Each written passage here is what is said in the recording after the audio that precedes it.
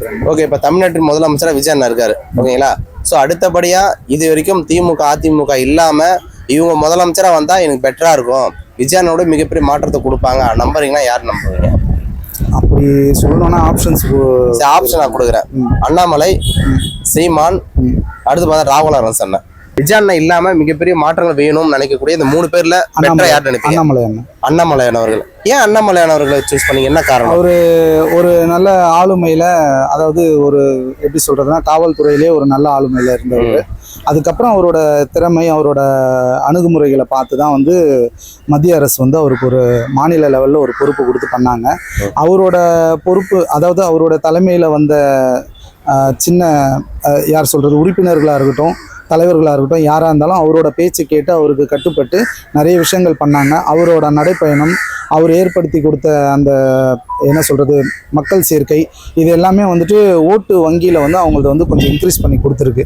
ரெண்டாவது வந்து அவர் படிச்சிருக்கிறதுனால கொஞ்சம் அரசாங்கத்தின் மேலே இருக்கக்கூடிய ஒரு சில நல்ல விஷயங்கள் வந்து அவருக்கு தெரியும். மக்களுக்கு என்னென்ன செய்யணும், எப்படி அணுகணும், மக்களுக்கு போய் சேர வேண்டிய ஸ்கீம்ஸை வந்து எப்படி நம்ம வந்து அரசாங்கத்துக்கிட்டேருந்து வாங்கி கொடுக்கணும் அப்படின்ற விஷயங்கள் எல்லாமே அவருக்கு கொஞ்சம் நல்லா தெரியும். அதனால அவர் வந்தால் பெட்டரா இருக்கும். ஓகே, அண்ணாமலையான் அவர்கள் தனி கட்சி ஆரம்பிக்கிறது ரொம்ப பெட்டரா இல்லை பிஜேபியே இருந்திருக்கலாம்பா அப்படின்னு நினைக்கிறது கரெக்டா? இல்லை, அவர் தனி கட்சி வர்றது தான் பெட்ரு. எதனால சொல்றீங்க? அவர் தனி கட்சியில் வரும்போது அவர் தனிச்சு வந்து முடிவு எடுக்கலாம். அவர் வந்து பிஜேபி கூட இருக்கும்போது வந்து ஒரு மத்திய அரசு கிட்ட இருக்கும்போது அவங்களோட இவர் ஏதாவது தனிப்பட்ட முறையில் செய்யணும்னா கூட அங்கேருந்து அப்ரூவல் வாங்கி தான் செய்யணும். அந்த மாதிரி ஒப்புதல் வாங்கி செய்யறதுக்கு இவரே வந்து அது தனித்து ஒரு முடிவு எடுக்கக்கூடிய தலைவர்ன்ற முறையில் அவர் தனித்து முடிவு எடுக்கக்கூடிய ஒரு விஷயம் இருக்கிறதுனால அவர் தனிச்சு நிற்கிறது பெட்டரா இருக்கும். ஓகே, ஆக்சுவலாக இந்தியா முழுவதும் எப்படி என்று தெரியாது, ஆனால் தமிழ்நாட்டில் மட்டுமே பிஜேபினாலுமே எல்லாருமே எப்பா பிஜேபியா அப்படின்னு பார்த்தா ஓட்டு எண்ணிக்கை ரொம்ப குறைவா இருக்கு. ஸோ அதனால இப்போ பிஜேபின்னு சொல்லிட்டு இப்போ பார்த்தா அண்ணாமலை அவங்களுக்கு ஆதரிப்பாங்களா? அது ஒரு கேள்விக்குறி தான். அவர் வந்து அதை தனி கட்சியாக வராரு, அவருக்குன்னு தனிப்பட்ட ஒரு பிராண்டில் வராரு அப்படின்னா அது நல்லபடியாக வந்து மக்கள் ஏற்றுப்பாங்க. இதே பிஜேபியோட பிராண்டில் வராரு அப்படின்னா அது கொஞ்சம் கஷ்டம் தான் மக்கள் ஏற்றுக்கிறது. இன்னைக்கு வரைக்குமே அனைவரும் சொல்கிறாங்க இல்லையா, ஸோ அண்ணாமலை வந்தாருன்னா அது பி டீமாக தான் இருக்கும், ஸோ பிஜேபியோட பி டீமாக இருக்குன்னு சொல்கிறாங்க இல்லையா, அது எந்த அளவுக்கு உண்மை நீங்கள் நம்புறீங்க? எனக்கு தெரிஞ்சு அப்படி இருக்கிறதுக்கான வாய்ப்புகள் இல்லை. வாய்ப்புங்க இல்லை.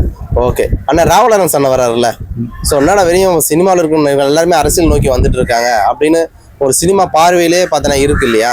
ஸோ அரசியலில் முதலமைச்சராக வரணும்னா சினிமாவில் நடிச்சுட்டு வரணும் அப்படின்னு ஒரு பார்வை இருக்குது, அது எப்படி பார்க்குறீங்க? அது வந்து தவறான செயல் தான். ஏன்னா வந்துட்டு இன்னைக்கு எல்லா நடிகர்களுக்கும் வந்து ஒரு வாய்ப்பு கொடுக்கப்பட்டிருக்கு. அந்த விஜய் அண்ணாவோட கட்சியிலேயே வந்துட்டு நடிகர்கள் இருக்காங்க தான், அவங்களுக்கு வாய்ப்பு கொடுத்து அவங்க ஜெயிச்சு அவங்க வந்து அமைச்சர்களாகவும் ஆயிருக்காங்க. இது வந்து தனிப்பட்ட முறையில் வந்து சேவை மனப்பான்மையோட வந்து மக்களுக்காக வந்து உழைக்கிற சேவை மனப்பான்மையில் இருக்க ஒரு தனிப்பட்ட ஆட்களுக்கு வந்து கிடைக்கக்கூடிய அந்த உரிமை வந்து இங்கே கிடைக்கிறது கிடையாது. அவங்களுக்கு கொடுக்கலாம், அது யாருன்னு தேடி இவங்க வந்து மக்களுக்காக சேவை பண்ணுறாங்க, இவங்க வந்து ஊருக்காக சேவை பண்ணுறாங்க அப்படின்ற அந்த மக்களை தேர்ந்தெடுத்து பண்ணுறதுன்றது நல்ல விஷயம். இவங்க எல்லாமே வந்து சினிமா துறையில் சம்பாரித்து வராங்க.